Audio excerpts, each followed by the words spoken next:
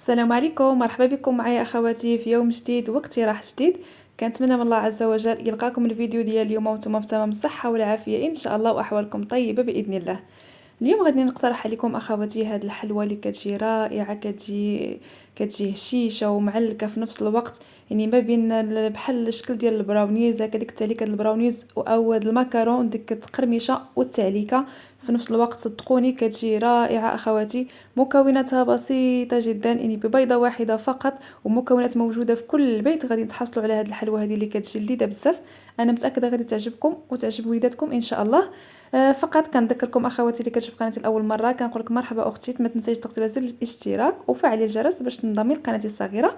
وما تنساونش اخواتي من لايك ديالكم للتشجيع، وجزاكم الله خيرا. نخليكم مع الوصفه، نبداو على بركه الله. غناخذ هنايا حبه من البيض، الحجم ديالها متوسط، انا كانت هذه متوسطه، الا كان عندكم كبيره من الافضل. رشه من الملح لتعديل الذوق، كيس من سكر الفاني او الفانيلا السائله اللي متوفر عندكم، كأس من السكر، اولا بالنسبه للاخوات اللي ما كيفضلوش الحلوى تجي حلوه بزاف يكتفيو بكاس الا ربع. غادي نخلط هاد المكونات هادو، نمزجهم مزيان بالفوي، نبقى نخلط مزيان حتى كينسجموا المكونات اللي ضفنا وكيبيض القوام ديال الخليط كيف ما كتلاحظوا معايا، وكيرجع على هذا الشكل هذا. غنضيف هنا كاس الا ربع من الزيت،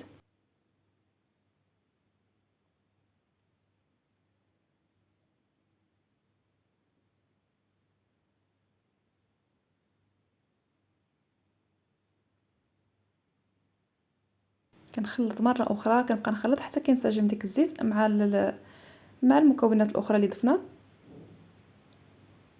دابا غادي نضيف علبه من الفلون من نكهه الفاني. يعني هاد الفلو اخواتي كيعطي واحد المذاق لذيذ بزاف، وكذلك كيعطيها واحد اللون زوين كيف ما غادي تلاحظوا معايا. يعني دابا غادي يتغير اللون ديال الخليط. الا كان متوفر عندكم هاد الفلون هذا ضيفوه، كان متوفر بالنسبه للفلون اللي الحجم ديالو كبير اللي كيكون فيه السكر، نقصوا كميه السكر، كنأكد نقصوا كميه السكر الا كنتو غتضيفوا فلون اللي الحجم ديالو كبير فيه السكر. عندي هنايا كأس من المايزينا او النشا. هاد النشا اخواتي كيعطيها واحد الخفه لهاد الحلوى، يعني كتجي خفيفه وهشيشه في نفس الوقت. هنا حاولوا تخلطوا غير بشويه، لان كيف ما كتعرفوا النشا او المايزينا كيبقاو كيطيروا، يعني خفاف بزاف.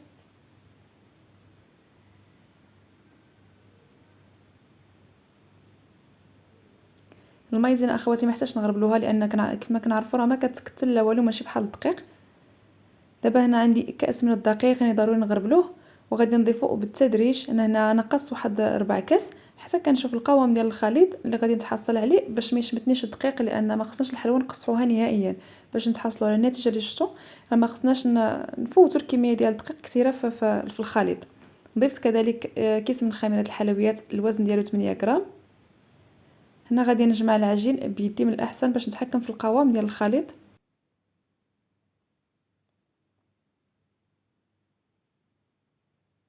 صافي من بعد ما دخلت ديك الكميه ديال الدقيق كامله، انا هنا باقي خصني الدقيق، يعني باقي القوام ما غاديش يتشكل لي هنايا. غنضيف ديك 4 كاس اللي كنت نقصت، يعني الكاس كامل دابا ضفت، وغادي نشوف واش باقي خصني نزيد او لا.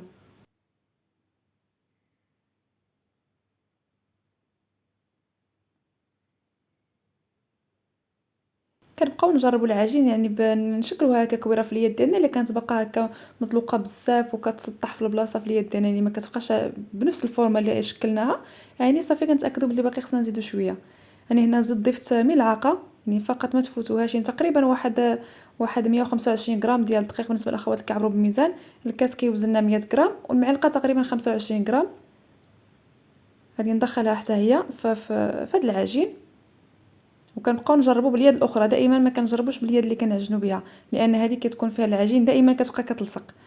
يعني دائما نجربوا باليد الاخرى اللي كتكون عندنا نقيه ما فيهاش العجينه، وكنشوفوا العجين واش كيلصق ولا لا.